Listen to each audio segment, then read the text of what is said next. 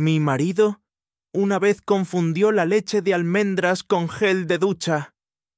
La voz de Sofía cortó el aire de la terraza y la gente a su alrededor estalló en carcajadas. Ella se deleitó en ellas como si fueran aplausos. Su copa de champán aún estaba en su mano cuando me di la vuelta. Ella se burló de mí delante de todos, pero su sonrisa se desvaneció en el momento en que me marché en silencio. No hice ni un ruido, simplemente me levanté, me ajusté la chaqueta y salí por la puerta del jardín, pasando junto a las parpadeantes antorchas de bambú y el sonido de unas risas que no eran para mí. Nadie se dio cuenta, ni siquiera ella. Llegué a mi coche sin que nadie me llamara por mi nombre. Abrí la puerta, me senté y miré el volante durante un minuto entero. No lloré, no grité. Simplemente agarré el cuero con tanta fuerza que pensé que podría romperse. Luego empecé a conducir, no a casa de un amigo. Ni siquiera miré el mapa, simplemente conduje. Recuerdo su risa resonando en mi cabeza, la forma en que echaba el pelo hacia atrás cuando soltaba sus frases, ese humor falso y pulido que llevaba como un perfume, destinado a encantar a los extraños y a destruirme en silencio. El chiste que contó estaba ensayado. Siempre lo estaba. Lo había usado una vez en un almuerzo con sus compañeros de trabajo. Cree que la leche de avena se hace agitando avena, había dicho. Me casé con un chiste de padre andante, excepto que esta vez no era un almuerzo. Era una fiesta llena de gente a la que respetaba, gente cuyas opiniones anhelaba, y les entregó mi dignidad como si fuera un recuerdo de fiesta. Cuando me convertí en su anécdota, esa noche marcó algo que no había visto venir. No porque el chiste fuera cruel, sino por la naturalidad con que lo contó, como si fuera un personaje de una comedia de situación que no necesitaba mi permiso para salir al aire. Y la peor parte es que yo me reí con ella las primeras veces. Yo lo permití, lo normalicé. Dejé que me convirtiera en esta versión inofensiva, tonta y torpe de mí mismo, porque pensaba que eso era el amor. Dejar que tu pareja brille, incluso si tú te apagas un poco en el proceso. Pero ya no me estaba apagando, estaba desapareciendo. Esa noche me registré en una pequeña posada de carretera con luces parpadeantes en el pasillo y un recepcionista que ni siquiera levantó la vista. Le di mi tarjeta, firmé el recibo y me senté en el borde de un colchón lleno de bultos, preguntándome si alguien más había abandonado una fiesta y se había dado cuenta de que podría no volver no solo a la fiesta, sino a toda la vida que esperaba detrás.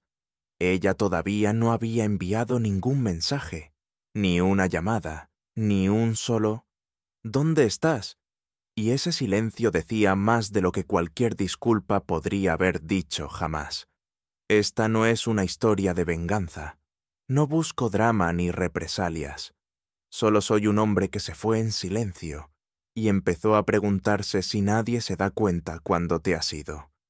¿Realmente estuviste alguna vez allí? No volví a la mañana siguiente. Ni siquiera miré mi teléfono. Seguía en silencio en mi guantera, enterrado bajo un montón de recibos y una vieja multa de aparcamiento que nunca pagué. Me senté en el pequeño escritorio de la habitación del motel, mirando por la ventana un aparcamiento medio vacío y un letrero de una gasolinera que parpadeaba con una letra quemada, como si también se hubiera rendido en explicarse a sí mismo. Recordé la forma en que su voz danzaba en el aire cuando contaba esos chistes, cómo le brillaban los ojos, no de alegría, sino de aprobación. Vivía para las reacciones. Cuanto más fuerte la risa, más profunda la estocada. Ya ni siquiera necesitaba mirarme. Yo era simplemente el material, desechable, familiar. En algún momento, Dejé de ser una persona en sus historias y me convertí en el remate con el que calentaba el ambiente. Esa comprensión no llegó de golpe. Llegó por partes, como la vez que su amiga preguntó: «Espera, ¿es el tipo que quemó el pan de ajo 3 veces en una semana?» Y Sofía se rió. «Sí, ese es mi chef». O cuando tropecé con la cama del perro y caí de bruces durante una cena, y ella lo publicó en internet con la leyenda: «Mi marido, el ninja elegante». Cientos de me gusta. Incluso su jefe comentó con un emoji de risa. Nunca me importó que se rieran de mí cuando era entre nosotros. Ese tipo de intimidad, la risita compartida bajo una manta o el resoplido por una tortita quemada, eso solía significar algo. Pero ahora la risa no terminaba en un beso. Terminaba con ella dándose la vuelta y tramando la siguiente historia que contara a mi costa. Estuve fuera 2 días. Ella no se dio cuenta, o si lo hizo, eligió no importarle. Al tercer día volví, no para regresar, sino para ver, para mirarla a los ojos sin decir una palabra y ver si quedaba algo que valiera la pena salvar. Aparqué al final de la calle y esperé fuera de la casa en mi coche. Las luces de la cocina estaban encendidas. Estaba en una videollamada riendo de nuevo. La observé a través de la ventana. La misma sonrisa, la misma inclinación de cabeza, la misma risa perfectamente sincronizada. Por un momento imaginé entrar, sentarme frente a ella y decir: «Oye, ¿te acuerdas de mí?». Pero no lo hice. En lugar de eso, hice algo que incluso ahora parece surrealista. Salí del coche, subí al porche y deslicé silenciosamente mi anillo de bodas en el buzón. Sin nota, sin drama, solo ese único símbolo de todo lo que había dado y todo lo que ella daba por sentado. Me di la vuelta y me marché. 2 horas después, mi teléfono vibró por primera vez. Un único mensaje de ella: «¿Por qué está tu anillo en el buzón?». No respondí porque de repente ella quería respuestas. De repente el silencio ya no era cómodo.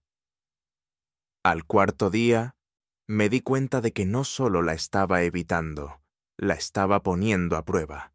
Estaba esperando a ver cuánto tiempo tardaría en importarle lo suficiente como para buscarme. No solo enviar un mensaje con una pregunta, no solo lanzar un comentario pasivo-agresivo al vacío, sino buscar de verdad. Pero no lo hizo. No hubo llamadas perdidas, ni mensajes de voz frenéticos, ni golpes en la puerta de mi amigo, ni siquiera un llamado a mi oficina, solo un breve mensaje sobre el anillo, y luego silencio. Lo que ella no sabía es que no me había ido de la ciudad. No huí a las montañas, ni desaparecí en algún retiro de autodescubrimiento, como muestran las películas. No, me quedé cerca. La observé. Necesitaba ver en quién se convertía, cuando pensaba que yo me había ido. Ese viernes por la noche, aparqué al otro lado de la calle en un coche prestado y esperé. Alrededor de las 8 de la noche, un elegante sedán negro se detuvo. Ella salió vestida con esa chaqueta carmesí que solo usaba cuando quería impresionar a alguien importante. Se veía perfecta sin esfuerzo, pero lo que me destrozó fue su expresión, ligera, despreocupada, como una adolescente que se escapa, no una esposa insegura de donde ha desaparecido su marido. Un hombre salió del coche y le abrió la puerta del pasajero alto, de traje elegante y demasiado cómodo. Ella se rió a carcajadas y le tocó el brazo como si fuera natural, como si lo hubiera hecho antes. Mi estómago se retorció en algo feo, pero me quedé quieto. No fueron lejos, solo a un bar de tapas de moda, por el que solíamos pasar en nuestros paseos nocturnos. Los seguí a pie. Mantuve la distancia observando a través de la ventana empañada mientras brindaban con sus copas y se inclinaban como conspiradores. En un momento dado, ella extendió la mano sobre la mesa y le tocó la muñeca mientras echaba la cabeza hacia atrás, riendo. Ese movimiento exacto lo conocía. Era su sello personal, el mismo gesto que usó la primera vez que me dijo que me amaba. En un Waffle House, nada menos. Se quedaron más de una hora. Yo permanecí al otro lado de la calle en el frío, inmóvil, viendo cómo mi matrimonio se disolvía sorbo a sorbo. No me enfurecí, no entré hecho una furia, simplemente memoricé cada detalle. La curva de su sonrisa, el ritmo de sus gestos, el segundo exacto en que dejó de ser alguien que era mía. Cuando salieron, ella lo besó. No en los labios, en la mejilla, pero no fue inocente. Fue íntimo de una manera que no había sentido de ella en años. Se demoró como si se aferrara a un sentimiento. Él le puso la mano en la parte baja de la espalda y la acompañó hasta el coche. Ella no se resistió, no miró por encima del hombro, ni siquiera miró a su alrededor para ver si alguien podía verla. Pensaba que me había ido, y eso la hizo audaz. Pero yo no me había ido. Estaba observando, y por primera vez me di cuenta de que tal vez había estado observando todo este matrimonio desde fuera. En fin, un espectador de mi propia vida. El hombre en el fondo de su historia, el tonto que aplaudía los chistes hechos a su propia costa. Esa noche no dormí. Me senté en el coche fuera del mismo motel pensando, no en la venganza, ni siquiera en la traición, solo en la verdad. La pequeña e innegable verdad que dolía más que nada. Ella ya había seguido adelante. El chiste de la fiesta fue solo la confirmación final. A la mañana siguiente hice algo que no había hecho en mucho tiempo. Volví a nuestra casa. No para entrar, no para hablar, solo para verla, para recordarme cómo se veía cuando le dabas todo lo que tenías a alguien que ni siquiera se molestaba en notar cuando desaparecías. La luz del porche seguía parpadeando. Me había ofrecido arreglarla hacía 2 semanas y ella dijo, «No te molestes, no es tan grave». Ya nunca quería mi ayuda, a menos que hubiera un público delante del cual burlarse de mí. Aparqué a unas casas de distancia y me quedé sentado agarrando el volante como si me preparara para una tormenta. Mi corazón latía con un ritmo lento y agotado, del tipo que ya no entra en pánico, simplemente duele.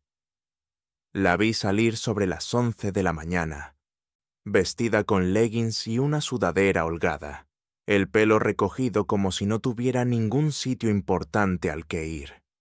Se veía normal, casual, como una mañana de sábado destinada a hacer recados o yoga. Ni rastro de remordimiento, ni señales de caos, solo ella siguiendo con su vida, como si los huesos que solían dormir a su lado no hubieran desaparecido sin explicación.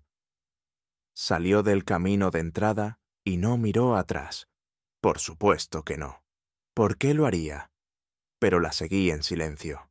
Necesitaba saber de dónde venía su paz, porque ciertamente no venía de mí. Primera parada, una cafetería, la misma a la que solíamos ir todos los domingos, antes de que ella empezara a preferir su tiempo para mí. Observé desde el otro extremo del aparcamiento mientras pedía. Sonreí al barista. Incluso se tomaba un selfie mientras esperaba. Esa sonrisa ya no era mía. No lo había sido desde hacía tiempo. La forma en que sus ojos se iluminaban para la cámara, la manera natural en que posaba con su latte, me golpeó más fuerte que aquel beso en la mejilla. Porque esta versión de ella, la que sonreía a nadie, para nadie, era alguien que no reconocía. No estaba rota, no estaba preocupada, no me buscaba entre la multitud, estaba libre. Y de alguna manera esa libertad era más ruidosa que cada chiste que había hecho a mi costa. No fue a encontrarse con nadie ese día. Volvió a casa, se detuvo a comprar algunas cosas en la tienda. Incluso regó las plantas del porche antes de volver a entrar. Estaba sola y aún así no se puso en contacto ni una vez. Ni siquiera un «Oye, ¿dónde estás realmente?», ni siquiera un seguimiento sobre el anillo. Ese pequeño círculo de metal probablemente ya había sido arrojado a un cajón, enterrado bajo el correo y cosas sin sentido. Esa noche escribí cada detalle, cada segundo que había observado, cada sentimiento que había enterrado, cada vez que me había reído de un insulto. Me había disculpado por ser aburrido. Había suplicado intimidad como si fuera un privilegio en lugar de un derecho. Escribí hasta que se me acalambraron los dedos y se me nubló la vista. Necesitaba ver la verdad en papel porque era más fácil enfrentarla cuando no estaba atrapada en mi cabeza. La verdad era simple. Ella ya se había desprendido mucho antes de la fiesta, mucho antes del armario, mucho antes de que los chistes empezaran a volverse crueles. Yo simplemente había estado demasiado desesperado por mantener viva la ilusión como para ver las grietas formándose. Pero ya no. La próxima vez que la viera, no estaría observando. Estaría listo. No para luchar por ella, no para hacerla reír de nuevo, sino para decir la única cosa que nunca tuve el valor de decir en voz alta. No tienes derecho a sonreírme como si todavía fuera tuyo. No esperaba que apareciera en mi oficina. No después de una semana de silencio. No después de que hubiera estado perfectamente contenta, viviendo como si yo fuera un fantasma. Pero ese viernes, justo cuando estaba cerrando mi portátil y cogiendo mi abrigo, vi su reflejo en el cristal de la puerta, el pelo recogido, el rostro tenso por la confusión, como si estuviera ensayando una disculpa en la que no creía del todo. No dije nada, ni siquiera me moví. Simplemente la observé desde dentro, mientras ella dudaba afuera, mordiéndose el labio como la víctima en una escena que no sabía cómo interpretar. Llamó una vez, suave, vacilante. Abrí la puerta a medias. Su voz era ligera, casual, como si no fuera la primera vez que nos veíamos en días. «Me has estado ignorando», dijo con los ojos recorriendo la habitación detrás de mí, como si esperara que hubiera alguien más. «Me fui», respondí secamente. Ella parpadeó. «Sí, me di cuenta. ¿Qué pasa contigo?» Esa pregunta, ¿qué pasa contigo? Como si yo fuera el inestable, como si de repente hubiera decidido convertir este matrimonio en una guerra fría. No respondí. Simplemente dejé que el silencio se alargara hasta que ella lo llenó con una charla nerviosa. «Mira», dijo entrando, «si es por lo de la fiesta, solo estaba bromeando. Siempre te reías conmigo de esas cosas». «Solía fingir que me reía», dije en voz baja. «Tú nunca te diste cuenta». Se la vio dolida, pero solo por un segundo. Luego se cruzó de brazos como si se preparara para un debate. «Así que ahora me estás castigando, desapareciendo como un adolescente emo». Esa frase rompió algo en mí. Después de todo el desdén, todos los chistes, ahora yo era un adolescente emo. Casi me reí. Casi. Pero no lo hice. Simplemente la miré directamente a los ojos y dije, «Me hiciste invisible mucho antes de que me fuera. Simplemente por fin actué como tal». Ella se estremeció. Por un momento, pensé que tal vez eso sería todo, que saldría furiosa, daría un portazo y nunca miraría atrás. Pero no lo hizo. En lugar de eso, hizo algo que no le había visto hacer en años. Se quedó en silencio. De hecho, se sentó con aspecto incómodo y preguntó, «¿De verdad te hice sentir así?» Debería haber sentido algo, alivio tal vez o una pizca de esperanza. Pero todo lo que sentí fue entumecimiento, porque esto no era un despertar, No era arrepentimiento. Era la primera vez que tenía que enfrentarse a algo sin poder quitárselo de encima con una risa. «Te di todo lo que tenía», dije. «Tú les diste a todos los demás mi dignidad». Abrió la boca, la volvió a cerrar y finalmente dijo: «¿Y ahora qué?» «No lo sé», admití, «pero por una vez no tengo prisa por arreglarlo». Se levantó lentamente. «¿Te estás quedando en un lugar seguro?» Asentí. Me miró durante un largo rato, como si intentara ver una versión de mí a la que no había prestado atención en años. «Te ves diferente», dijo finalmente. «Quizás lo soy». Esa noche no lloré. No repetí la conversación en mi cabeza en bucle como solía hacer cuando discutíamos y necesitaba averiguar en qué me había equivocado. Simplemente me quedé en la cama mirando al techo, sabiendo por primera vez que no me había equivocado. No había cambiado. Simplemente había dejado de encogerme. Y por extraño que parezca, dormí mejor de lo que había dormido en meses. Porque a veces lo más poderoso que puedes hacer no es gritar, ni exigir, ni intentar ganar. A veces es simplemente marcharte y hacerlo de verdad. El fin de semana siguiente recibí una invitación. No un mensaje, no una llamada, ni siquiera un golpe en mi puerta. Un sobre de verdad de color crema grueso, entregado en mano en la recepción de mi apartamento temporal. Sin remitente, solo mi nombre escrito con la caligrafía que conocía demasiado bien. Dentro había una simple tarjeta. Cena sábado por la noche, solo nosotros, sin público. Y al final su nombre. La miré durante un rato, las palabras casi burlonas, sin público, como si ahora entendiera que la forma en que me trataba solo tenía sentido cuando la gente estaba mirando. Como si una cena tranquila pudiera deshacer años de convertirme en un número cómico andante para su diversión. Pero algo en ello despertó mi curiosidad, porque este no era su estilo habitual. Sin mensajes de texto, sin control sobre cómo reaccionaría, solo una petición silenciosa.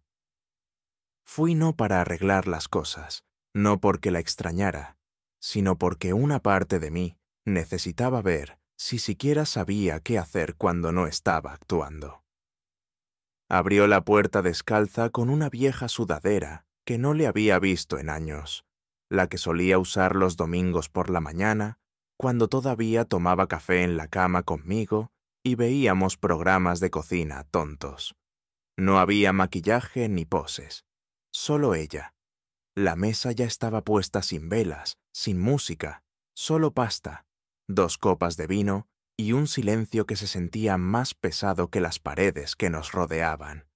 Nos sentamos. Durante mucho tiempo, ninguno de los dos habló. Ella fue la primera en romper el silencio. Volví a ver el vídeo de la fiesta. Levanté una ceja. «Alguien publicó una historia», añadió. Me vi a mí misma. Escuché la forma en que hablaba. Ya no sonaba como un chiste. No respondí. Quería que se sentara en ello. Sonaba cruel. Susurró, como si hubiera olvidado que eras una persona. Aún así, no dije nada. Apartó su plato y me miró, no buscando validación, sino algo real. «Nunca me dijiste que eras infeliz».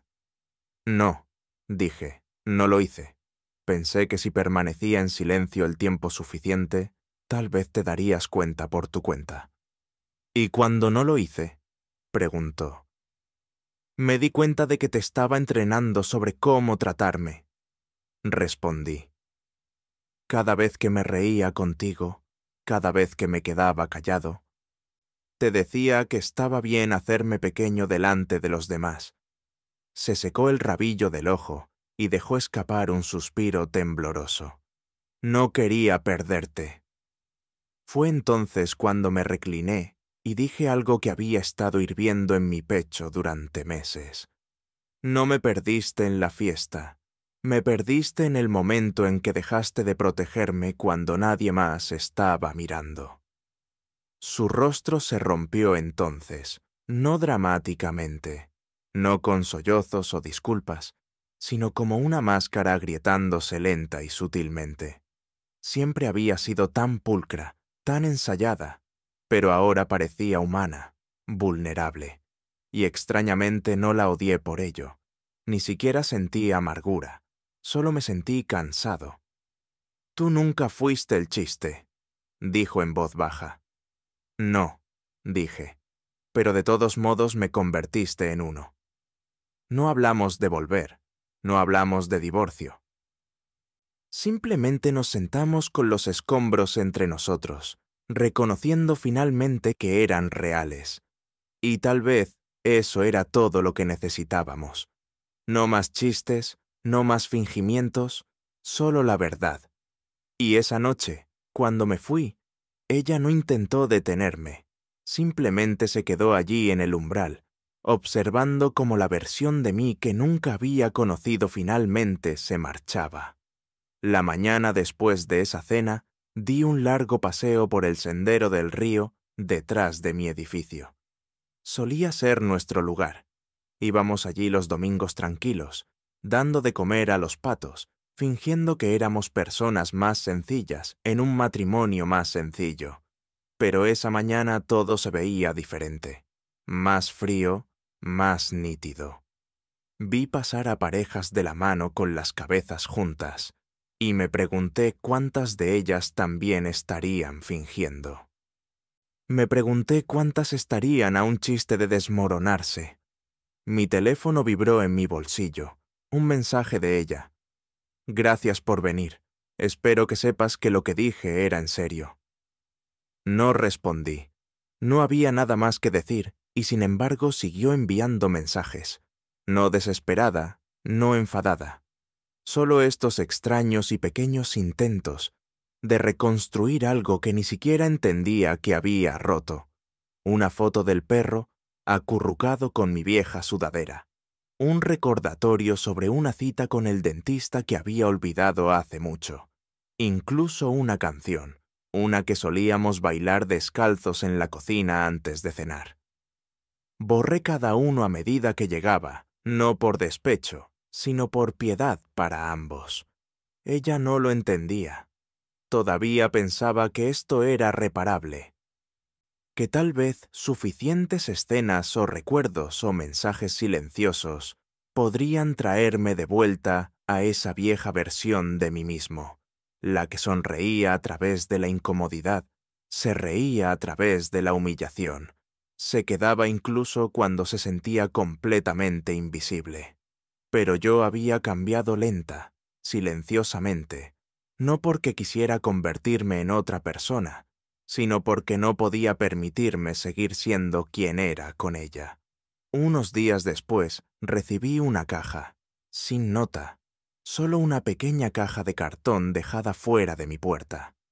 Dentro había un montón de objetos, una vieja sudadera mía que ella solía robar, una tira de fotos de nuestro segundo aniversario, la taza agrietada que guardaba en mi mesita de noche y doblado debajo de todo el libro que le regalé cuando la ascendieron. Silencio. El poder de los introvertidos. Recordé haberlo dedicado con «para que recuerdes escuchar a los que no gritan». Me quedé mirando esa dedicatoria durante mucho tiempo. Se sentía como una carta de mi yo pasado, enviada a este momento solo para herirme, o tal vez para liberarme. No lloré, ni siquiera suspiré. Simplemente volví a empaquetar la caja y la puse en el estante de mi armario. No para olvidarla, sino para recordar por qué me marché. Más tarde esa noche me encontré con su hermana en una tienda de comestibles. Me vio, se detuvo, y luego ofreció una pequeña y triste sonrisa. «No lo está pasando muy bien», dijo. Asentí, pero no pedí detalles.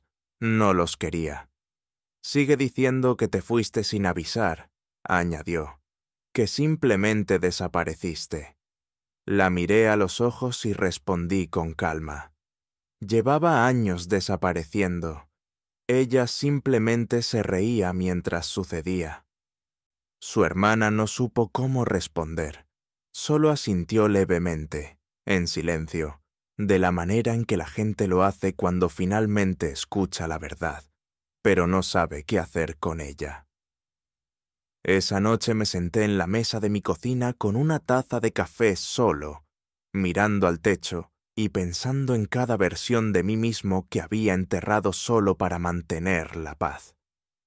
Cada pensamiento que me tragué, cada insulto que fingí que era un chiste, cada vez que estuve a su lado, sintiéndome como un extraño en mi propia vida, y me di cuenta de que lo más cruel no fue que ella me convirtiera en el chiste, fue que dejó de verme como una persona con un punto de quiebre.